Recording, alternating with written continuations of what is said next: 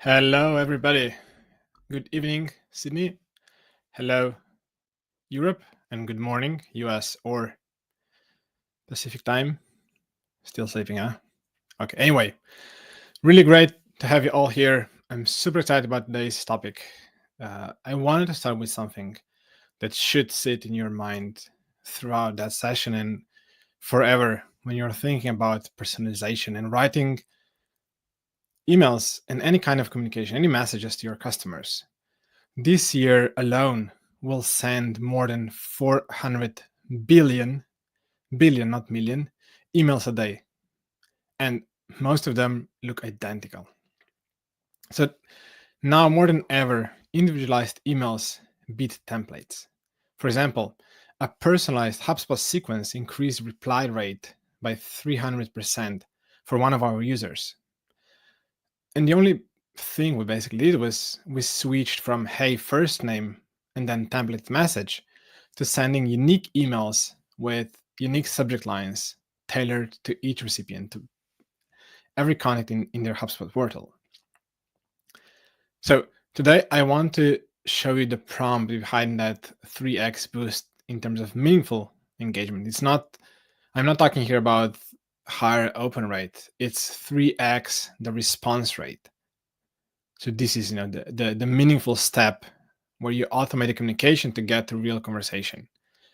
And whenever you think about using AI to write anything for you, remember, garbage in, garbage out. AI can't invent, well, it can hallucinate, but you don't want it to. It won't invent anything, missing information or intent signals. So incomplete and unclean data is, I would say, the number one failure mode in AI-driven email personalization. So I'm talking a lot, and many others are too. Data management, completeness, enrichment is more important than ever.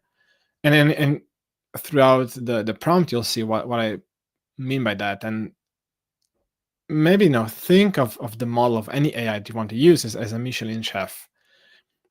If you only hand it salt and flour, you'll get crackers.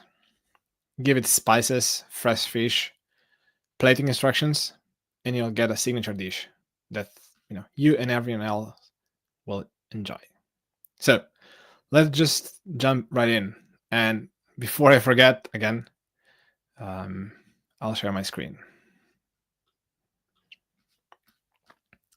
So as I said, I want to walk you through the prompt we use within our system in Celestial to pull the information from HubSpot, combine with external data, provide instructions, what should be the output, and then bring those fully individualized emails into HubSpot, which is how you can send out in those crowded inboxes.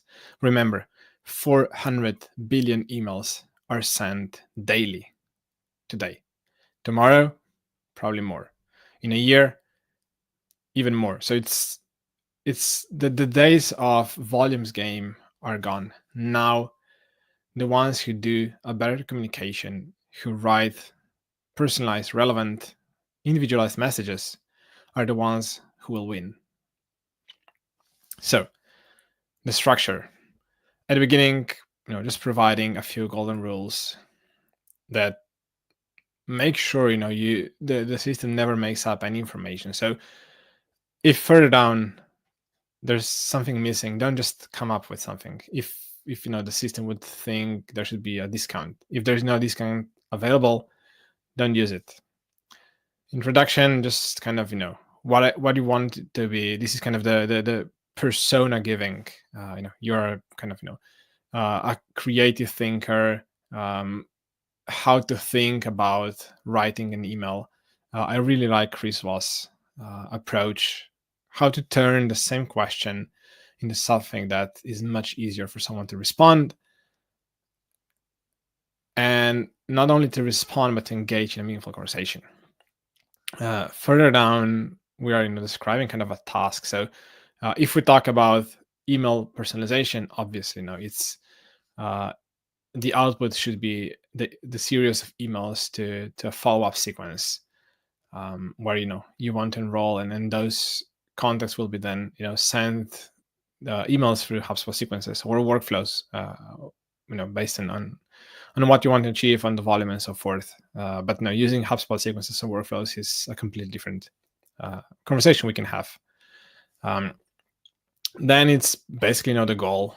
This is kind of where you define what is the call to action, what you want to achieve with that sequence. And let's say the ideal outcome is someone agrees to book a call with you. Let me just turn off that to make it easier. So let's say after a post webinar follow-up sequence, you want them to book a demo with you, to the ones that are relevant and ready to engage. So this is where kind of define what is the ideal goal, and maybe other good outcomes, so the system then knows and understands what are the potential call to actions, how to frame the emails when it's writing, and then all the general rules. And this is where you really specify the length of every email, how to write in first person. Do you want to have it bold, italic, or just plain text? How do you change the tone of voice, maybe based on the size of a company, or maybe based on the role. And I'll show how then that kind of role information is brought from HubSpot to AI for consideration. And back to my initial thought, data cleanup and completeness is super important. I can't stress enough that information. Keep that in mind. You need to have your HubSpot portal enriched and completed with as much information as possible. Then all the subject line rules. If and when you're writing super personalized, unique subject lines, everyone is different. So you need to define the capitalization, how long it should be, what kind of information to use, so it matches your tone of voice, and that every subject line matters to the recipient. You can also, of course, specify how to say thanks or cheers, or include first name or not. It's really up to you, but whatever whatever you prefer. And then the spices that help the system write a really good personalized messages. You might want to drop some information about success stories.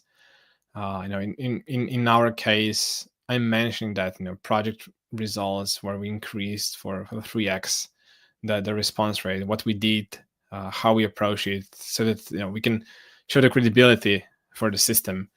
Then, of course, all the offering description.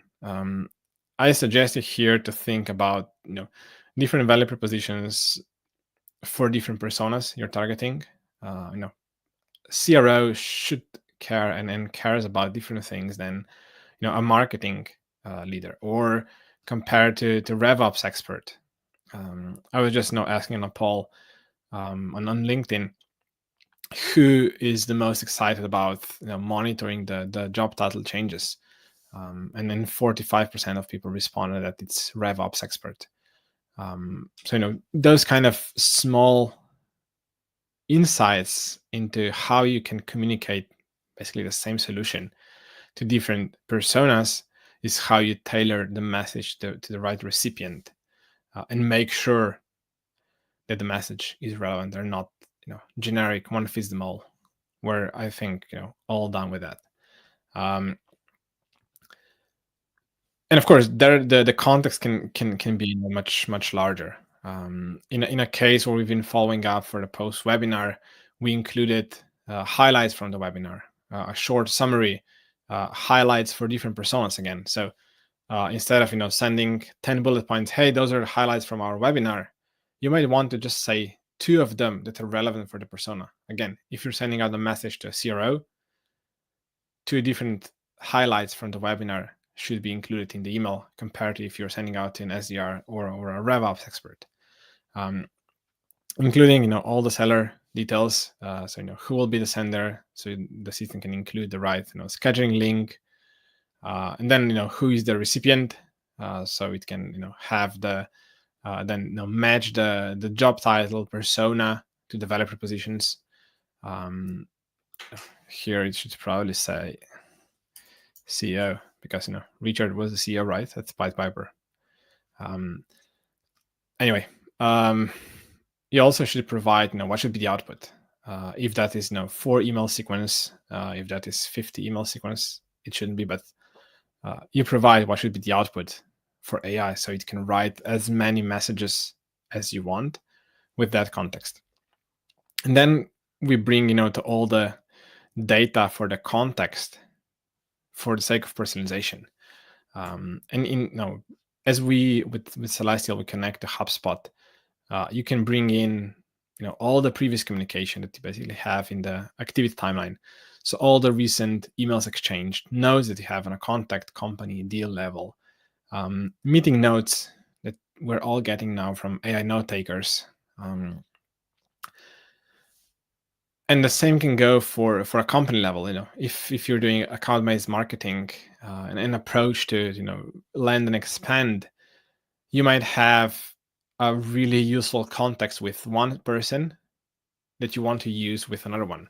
Let's say you're communicating and then talking with several sales reps, account executives within a company, and you want to synthesize that knowledge you got about that company to reach out with a really relevant message to the CRO and explain, hey, I've been talking to your team members. This is what I learned, and this is how we can help you. And not only the CRM context where all the properties can be also brought in. We're bringing in all the external data, like from the LinkedIn profile, the summary,